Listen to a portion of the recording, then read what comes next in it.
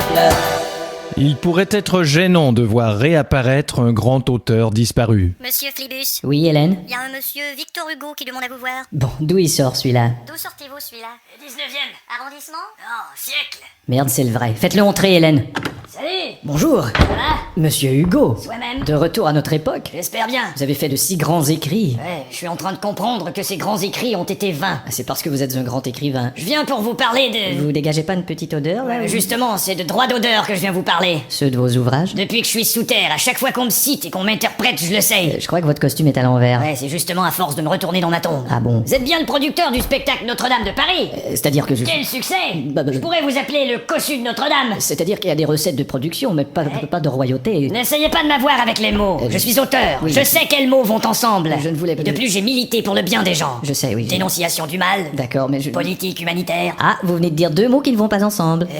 C'est drôle, j'avais entendu dire que vous étiez inhumain. Inhumé. Ah, c'est ça. Je veux ma part. Mais dites, on ferait un véritable tabac si vous montiez sur scène à la représentation de ce soir. Quoi? On dirait voilà le véritable auteur de Notre-Dame de Paris, il est revenu à la vie. Et vous croyez que les gens sont assez dupes pour acheter ça? Ah, s'ils ont été assez dupes pour acheter leurs billets. Ah, vu sous cet angle. Je vais téléphoner. Attendez. Quoi? Je veux d'abord tous mes droits et royautés. Sur le spectacle? Sur tout ce qui me concerne depuis 100 ans. Mais je- Tout ce qui est en arrière. Mais vous étiez mort. Je veux tous les arrières. Mais ce n'est pas prévu par la loi, il faudrait que je vous présente tous les ministres et tout. J'ai pas dit tous les arriérés. Non, d'accord. J'ai dit tous les arrières, j'ai compris. Voilà. Écoutez, Victor. Ouais.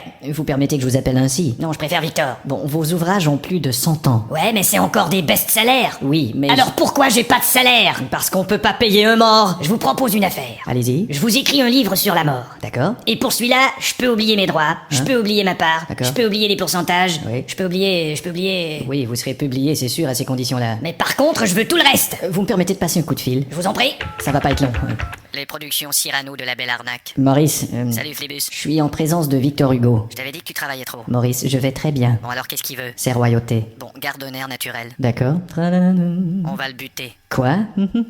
Si on le bute pas, on s'en sortira pas. À son époque, on faisait plus d'œuvres que d'argent, et aujourd'hui, on fait plus d'argent que d'œuvres. Et justement, je vais le cacher où, son que d'œuvre? Débrouille-toi, mais on va se passer de Hugo, comme ça il nous réclamera pas de fric. C'est le contraire du Monopoly, c'est quand on ne passe pas Hugo qu'on ne réclame pas de fric. Bon, allez, raccroche, il va se douter de quelque chose. Allez, au revoir. Il est bien ce bouquin. Ah, vous êtes en train de lire Monica Lewinsky? Ça a l'air pas mal. Vous savez, tout ce dont elle parle dans ce livre est vécu. Ouais, c'est bien ce qui me plaît. Que ça soit vécu? A vécu, vous avez dit. Bon, nous allons régler ça tout de suite, monsieur Hugo. Mais pourquoi cette arme? Moi, tous ces gens qui réclament leur part à cause des textes, j'en ai plein mon dos. Vous aviez qu'à pas faire affaire avec Luc Plamondon.